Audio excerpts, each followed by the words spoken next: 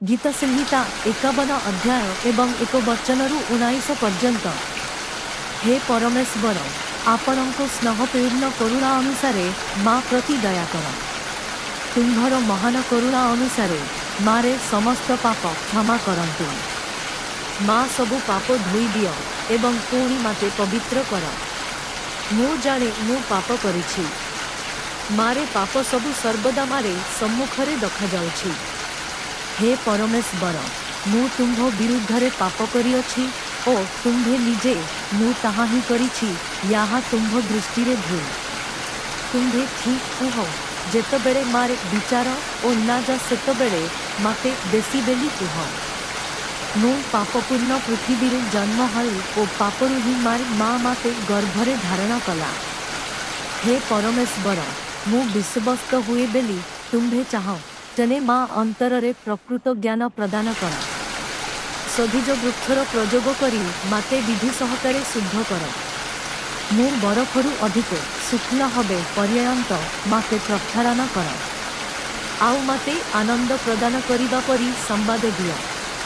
तुम्भ द्वारा भग्न अस्थि सबु आनंदरे प्रफुल्लित हबे। मारे पापगुड़िक प्रति तुम्भे मोह बुला। मारे पाप सबु पेछि दियो। हे परमेश्वर, माँ अंतरे एक पवित्र आत्मा सृष्टि कर। माते गोटे नुआ और विश्वस्त आत्मा दियो।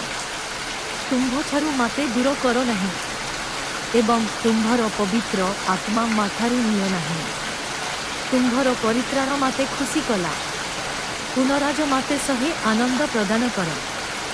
मारे आत्मा को सुदृढ़ कर यपरे कि मु सर्वदा तुम्भको मानिबाकू प्रस्तुत हबे। मु अपराधी मानंकु तुम्भ कथित बंचिबार पथ शिखाइबी एवं समाने तुम्भ पाखकु फरेबे। हे परमेश्वर, मृत्यु दंडरु माते रक्षा कर। हे मारे परमेश्वर, आपण हेउछंती एकमात्र ये कि माते रक्षा करि पारिबे। तुम्भे माँ पाई करिथिबा धर्म विष्ट कार्य सबु मु गान करिबी। मारे प्रभु, माते पालन करिबार कारण दियो। मारे उठ खाल तहिरे मारे मुख तुम्भर प्रशंसा गान करिबी। तुम्भे प्रकृतरे बलिदान चाहि नाह एवं तुम्भे हामबेली रे संतुष्ट नुह। ता हेले मु सगेरिक दैथांती।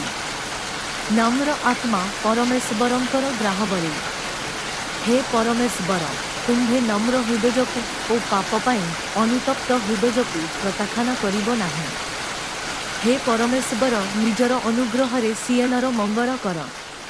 तुम्भे यरूशलेमर प्राचीर सबु पुनर्निर्माण कर।